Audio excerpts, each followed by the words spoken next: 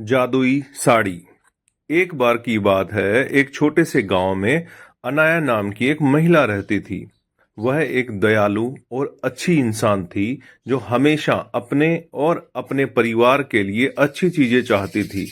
अनाया के पास एक प्यारा पति और एक खूबसूरत बेटी थी, लेकिन उसकी सास शांता उसके प्रति बहुत अच्छी नहीं थी। शांता अक्सर घटिया बातें कहती थी और अनाया को दुखी करती थी। एक दिन जब अनाया बाजार में घूम रही थी तो उसे एक विशेष दुकान मिली। दुकानदार एक बूढ़ा और बुद्धिमान व्यक्ति था। अनाया ने उससे कहा कि वह खुश रहना चाहती है और चाहती है कि उसके साथ अच्छी चीजें हों, भले ही उसकी सास निर्दयी थी। दुकानदार मुस्कुराया और उसे एक अनोखी साड़ी दिखाई। उन्होंने कहा कि यह जादुई साड़ी है और यह उसके जीवन में सौभाग्य और खुशियां लाएगी। अनाया ने जादुई साड़ी खरीदने का फैसला किया और तुरंत उसे पहन लिया। जब अनाया ने जादुई साड़ी पहनना शुरू किया तो चमत्कार हो गया। उसकी सास अनाया के साथ बुरा बर्ताव करने की बजाय उसके साथ प्यार और सम्मान से पेश आने लगी। अनाया बहुत खुश थी क्योंकि उसकी सास उसकी सबसे बड़ी समर्थक और सबसे अच्छी दोस्त बन गई थी।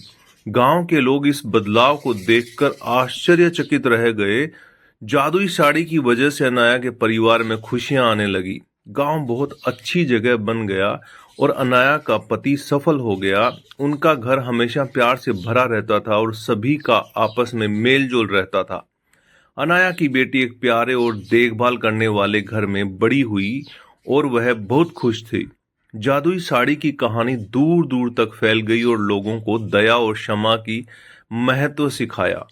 अनाया बहादुरी का प्रतीक बन गई और उसने सभी को दिखाया कि दयालु होने से बड़ा बदलाव आ सकता है, चाहे चीजें कितनी भी कठिन क्यों न लगें। और इस तरह जादुई साड़ी के साथ मिलने वाली अच्छी चीजों का आनंद लेते हुए गांव हमेशा खुशहाल रहने लगा।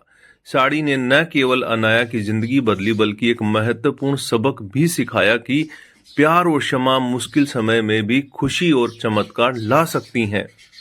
दूसरों के प्रति दयालु होने से हम उनके और हमारे जीवन में भी खुशियां ला सकते हैं।